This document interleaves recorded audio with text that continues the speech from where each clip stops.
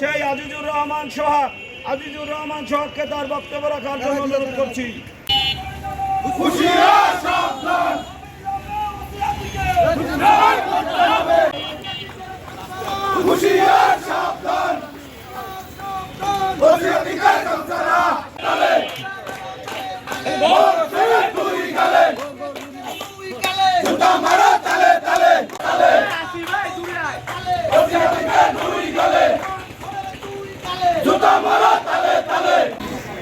আমি এই বলে আমি আমার বক্তব্য শেষ করছি।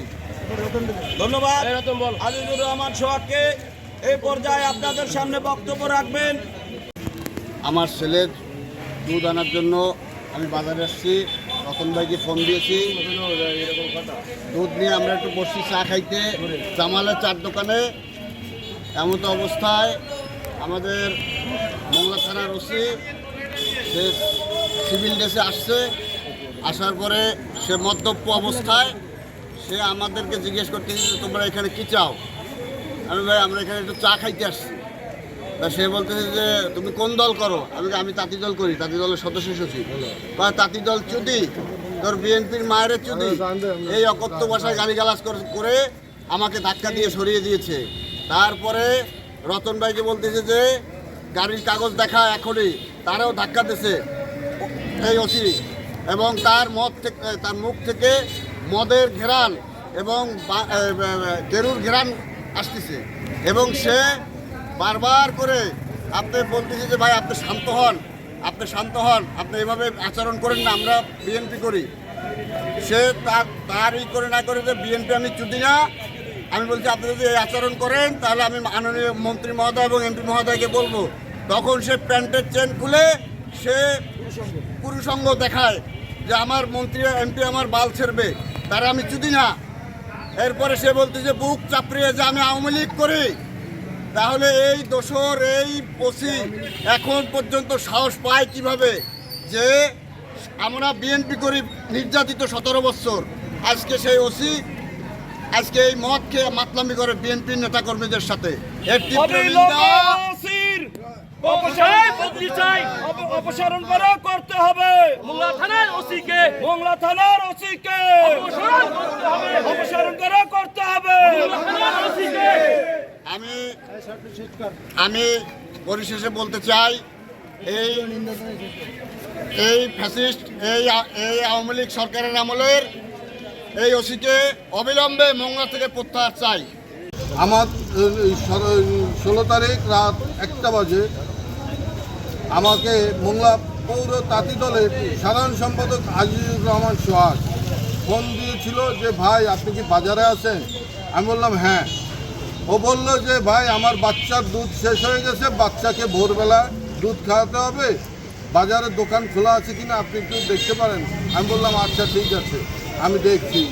আপনারা এটাও জানবেন ওর বাচ্চাটা কিন্তু দীর্ঘদিন যাবৎ অসুস্থ। ওর বাচ্চার প্রতি মোংলার যারা বিএনপি করে স্বাভাবিক জনসাধারণ যারা চিনে ওকে, ওর বাচ্চার প্রতি একটা সহানুভূতি রয়েছে। তা আমরা ওই দোকানে গেলাম, দোকান খোলা ছিল। আমি দেখলাম যে তৎক্ষণিক শখ ওই দোকানে আসছে, একটা গামছা গায়ে খালি গায়ে, মানে বাচ্চার দুধ লাগবে যে অবস্থা ছিল। ওর বাসা থেকে বাজারের দোকানটা বেশি দূরে না। আসার পরে দুধ নিল, দুধ নেওয়ার পরে আমাকে বললো যে ভাই তো চলেন একটু চা খাই বেরিবাদের জামালের দোকানে। আমরা সেখানে গেলাম, যাওয়ার পর আমাদের ওইখানে আরেক বড় ভাইকে দেখলাম যে বিল্লাল ভাই আসতেছে, ওনার সাথে একটু বসে কথা বলছি। কথা বলার পরে এক পর্যায়ে কিছুক্ষণ পর দেখলাম মোংলা থানার ওসি সাহেব একটা অটো ভ্যান যোগে আসছে, এসে ওই দোকানের সামনে দাঁড়ানোর পর তাকে আমরা সালাম দিলাম যে আসসালামু আলাইকুম। এই পর্যায়ে উনি দোকানদারকে বলছে দোকান খোলা কেন। দোকানদার বলছে ভাই আমার দোকানটা খোলা থাকে। উনি বলল দোকান খোলা থাকবে না। তারপরে উনি আমাকে বলল এইখানে কি। আমি বললাম আমি এইখানে আসছি চা খেতে, আমার ব্যবসা বাণিজ্য এই সামনে দোকানে, আমি বাজারেই থাকি। উনি আমাকে গায়ে ধাক্কা দিল, গলা ধরে ধাক্কা দিচ্ছে। আমি বললাম আপনি এমন করছেন কেন, আমি যুবদল করি। তৎক্ষণিক উনি আমাকে বললো তোর যুবদলের মাকে আমি, বাকিটুকু আর আপনাদের সামনে বললাম না, বুঝে নিয়ে। আমি বললাম আপনার ব্যবহারটা তো হচ্ছে না। তারপর উনি এক পর্যায়ে আমার ওইখানে গাড়ি ছিল, ওনার সাথে ছিলেন দারোগা মোর্শেদ আলম। ওনাকে বলছে যে মোর্শেদ, এই গাড়ির কাগজ যদি না থাকে গাড়ি সিজ করে থানায় নিয়ে যাও। তখন মোর্শেদ সাহেব আমাকে বলছে যে গাড়ির কাগজ আছে। আমি বললাম হ্যাঁ আছে। তৎক্ষণিক আমি আমার গাড়ির কাগজ এনে দেখালাম। দেখানোর পর এক পর্যায়ে গাড়ির কাগজ দিল, চাবি দিল। আমি তৎক্ষণিক হতভম্ব হয়ে গেছি যে উনি কী করছে। ওনাকে আমি দেখলাম উনি বেসামাল, ওনার মুখ থেকে মদের গন্ধ আসছে।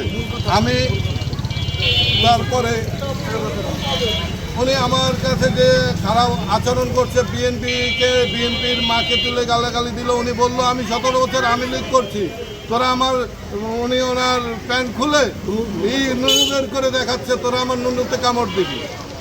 এমন ওসি মোংলা থাকার প্রয়োজন আছে বলে আমি মনে করি না। এই মুহূর্তে আমি অপসারণ চাচ্ছি। বেনজির গেছে, মনিরুল গেছে, হারুন গেছে, বিপ্লব গেছে, কিন্তু ওনার উত্তরসারীদের উনি এই বাংলাদেশে রেখে গেছে। ওনার এই উত্তরসারীদের আমরা অনতিবিলম্বে বিচার চাচ্ছি, অব্যাহতি চাচ্ছি। এবং বাংলাদেশ জাতীয়তাবাদী দলের চেয়ারম্যান জনাব তারেক রহমানকে বলতে চাই, আপনার বিভিন্ন থানায় আজকে অত্যন্ত ভরা হৃদয় ক্রান্তি আজকে আমরা দাঁড়িয়েছি। সাংবাদিকবৃন্দ, সাংবাদিক ভাইরা, আপনাদের দৃষ্টি আকর্ষণ করছি। আজকে আমরা অনেক হৃদয় ভরা ক্রান্তে রাজপথে দাঁড়িয়েছি এই বর্ষার ভিতরে। পেশাগতভাবে আমি জাতীয় পত্রিকা আজকের সংবাদ এবং খুলনাকে যেটা কাজ করি। ওদিনকার রাতে যুবদল নেতা রতন মাহমুদ আমাকে ফোন করেছিল। আমাকে সে ফোন করে জানায়, ভাই তুমি কোথায়? আমি তাকে বলেছিলাম আমি বাসায় রয়েছি। সে আমাকে ফোন করে বলে, মোংলা থানার ওসি আমার সাথে চরম দুর্ব্যবহার করতেছে এবং এখানে দোকানপাট ভাঙচুর করে, তুমি একটু আসো। এমন সংবাদের ভিত্তিতে আমি ঘটনাস্থলে উপস্থিত হই। আমি উপস্থিত হওয়ার পর আমি দেখতে পাই তিনি দোকানে কাপ ভাঙচুর করছেন। আমি জিনিসটা অবজার্ভ করার জন্য একটু পিছনে দাঁড়িয়ে থাকি। দাঁড়িয়ে থাকার একটা পর্যায়ে তিনি দোকান থেকে বেরিয়ে আসেন এবং তার তখন পায়জামা পরা ছিল, হাঁটু পর্যন্ত এটা টানা ছিল। তিনি সামনে আসার পরে তাঁতি দলের যিনি নেতা আছেন সোহাগ, তাকে জিজ্ঞেস করতেছে তুই এখানে কেন, এখান থেকে চলে যা। সোহাগ তাকে বলতেছে আপনি আমাকে হয়তো কেন মারলেন, কেন হেনস্থা করলেন আমি এটা বুঝতে পারলাম না। এই কথা বলার সাথে সাথেই সে তৎক্ষণিক সোহাগের উপর আক্রমণ করে এবং সে বিভিন্ন অশ্লীল অঙ্গি ভঙ্গি সহ বিএনপির নাম তুলে গালিগালাজ করতে থাকে। তার অবস্থানে এতটাই খারাপ ছিল, সেন্সিটিভ ছিল। সেই সময় আমি তার সামনে উপস্থিত হাজির হই। আমি আমার পরিচয় দিয়ে তার সাথে কথা বলতে গেলে সে আমাকে সরাসরি বলে, তোদের মতো সংবাদকর্মী আমার গোনার সময় নেই। এই কথা বলে সে আমাকে গালি দিয়ে সেখান থেকে সরিয়ে দেয় এবং এর কিছুক্ষণ পরেই 31 সেকেন্ড পরেই সে তার নিজের ট্রাউজার খুলে অশ্লীল অঙ্গি ভঙ্গি করে যৌনাঙ্গ দেখিয়ে বলে আমার এটা করার ক্ষমতা তোরা রাখো না। সবচেয়ে বড় কথা হচ্ছে মোংলা একটি পর্যটন শহর। ওই দিনকার আর্জেন্টিনার খেলা ছিল। ওই দিনকার আর্জেন্টাইন ভক্ত থেকে সাধারণ মানুষ খেলা দেখার জন্য রাস্তায় ছিল এবং সে বেরিবাদেও এরকম একটি ঘটনা ঘটিয়েছে অনেক ছাত্রদের সঙ্গে। আমরা চাই এবং আরেকটা জিনিস আপনাদের সাথে বলতে চাই, আমি সরাসরি যখন তার সাথে কথা বলেছি তার মুখ থেকে আমি অ্যালকোহলের প্রচণ্ড গন্ধ পেয়েছি। আমি তার অবস্থা খারাপ দেখে আমি নিজেই নিরাপত্তার জন্য দূরে সরে আসি। সবচেয়ে বড় কথা হচ্ছে মোংলার মতো একটি গুরুত্বপূর্ণ জায়গায় যেখানে সরকার প্রধান মাদকের বিরুদ্ধে 0 টলারেন্স ঘোষণা করেছে এবং মোংলার মতো গুরুত্বপূর্ণ জায়গায় একজন মাদকাসক্ত ব্যক্তি ওসির দায়িত্ব পালন করতে পারে না। আমরা আপনাদের মাধ্যমে জানিয়ে দিতে চাই, মোংলার আইন শৃঙ্খলা যদি স্বাভাবিক রাখতে হয় এই ওসিকে অনতি বিলম্বে অপসারণ করতে হবে এবং যদি দ্রুত সময়ের ভিতরে তাকে অপসারণ করা না হয় আমরা এই শহরে বিক্ষোভ মিছিল থেকে গুরুতর আরো আন্দোলন ঘোষণা করবো ইনশাআল্লাহ। আপনাদের মাধ্যমে